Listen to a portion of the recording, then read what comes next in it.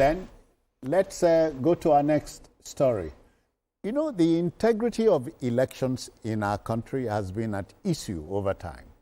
The electoral umpire, that is the Independent National Electoral Commission, INEC, has been at the center of the process over time too. Professor Atahiru Muhammadu Jega, a political scientist and former chairman of INEC, and who was appointed the special coordinator of the presidential livestock reform recently, has weighed in on the subject matter.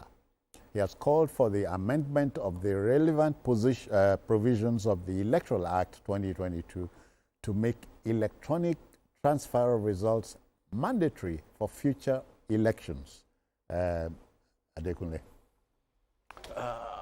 For many people who may not know Professor Jega very well, he conducted the election that for the first time in the history of Nigeria, an opposition, defeated the ruling party at the presidential election.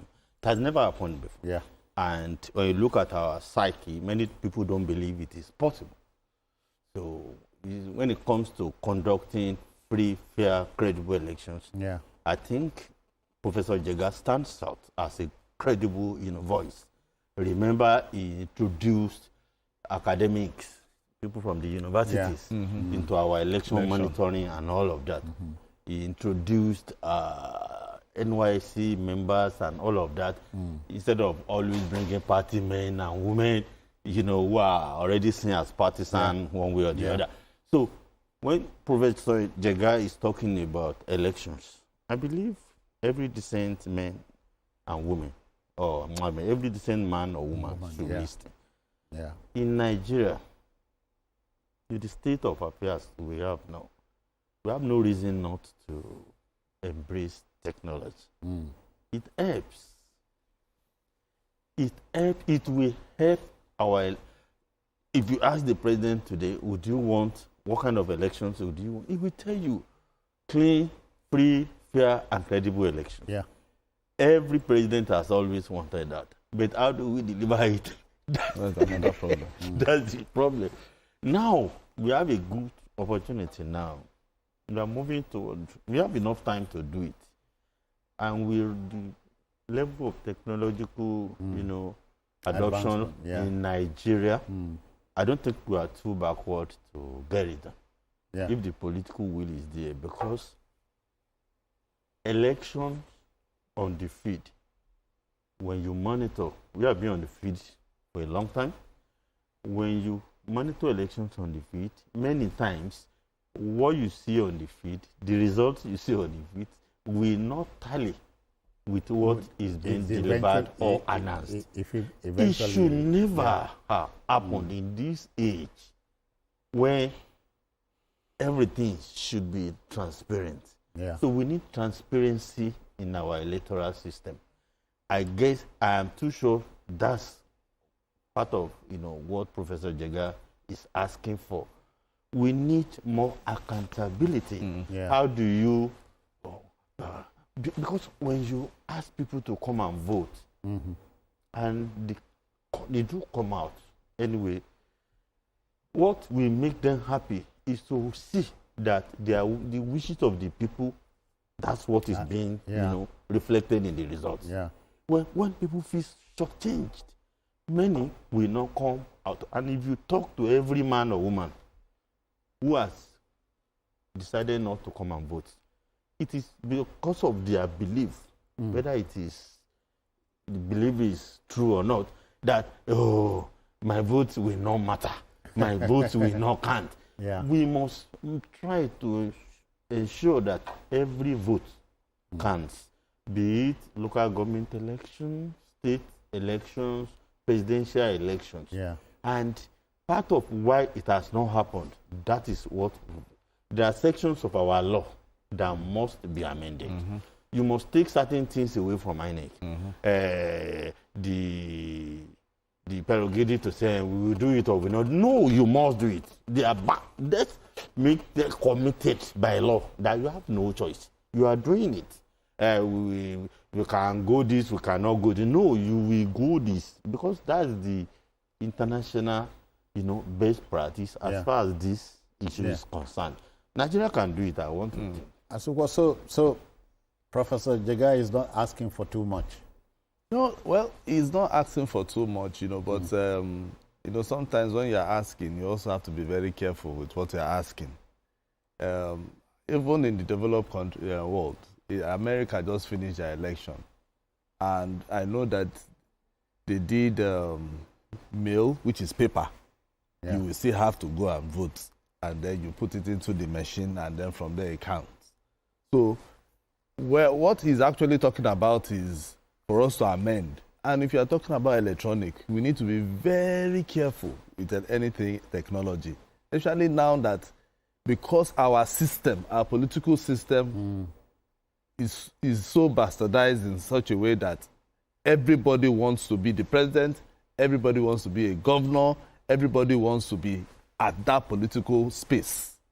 And put simply, generally speaking, Nigerian politicians, yes, they say, they will do bad everything humanly possible to ensure that even if you say there should be electronic transmission of results, they will find a way to make sure that it doesn't work.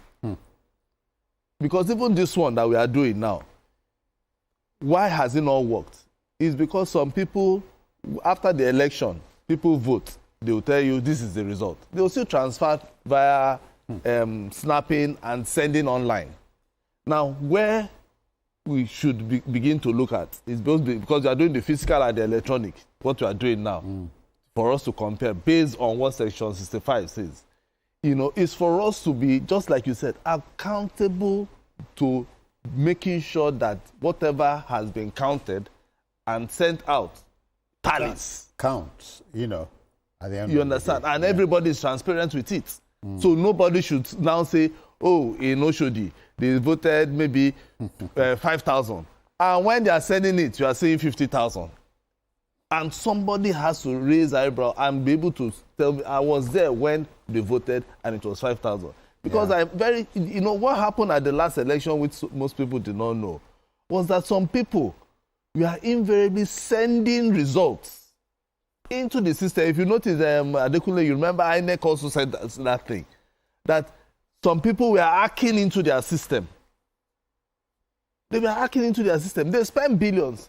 But Nigerians who we are would always want to circumvent the system. I understand. You understand? I understand. So if, for instance, we want to do anything, we must make sure that it is tight, is waterproof, as in tight in such a way that nobody should be allowed to hack into the system if you are going to do electronic transmission of results. And we'll make sure that everybody is accountable to it. Transmission has to be transparent, just as I said, accountable. But are we ready for it? That is the major thing, because it is we that are going to produce it. It is also we that will also find a way to circumvent the system. At this point, we'll go back again to team leader BKO. BKO, are you there? So let's have you weigh. Yeah, let's have you weigh in here. Former INEC chairman says we should go this way, which you are familiar with. How do you weigh in here? Yeah, the good thing is that a bill to that effect had already even passed second reading. So what Professor Jega suggested is something that the House of Reps was already working on. The bill has passed second reading.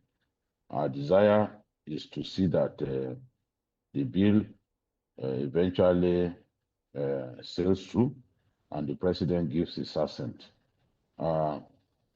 The the sponsor of the bill, Francis Wivey from Honorable Francis Wivey from Delta State, believes that the current law is kind of vague. It says the presiding officer shall transfer the results, including the total number of accredited voters and the results of the ballot, in a manner as prescribed by the Independent National Electoral Commission. So the law permits the INEC to transmit results in a manner that it deems fit. And just before the 2023 election, the Federal High Court in Abuja had ruled that INEC was free to specify the method that it deems fit to transmit election results.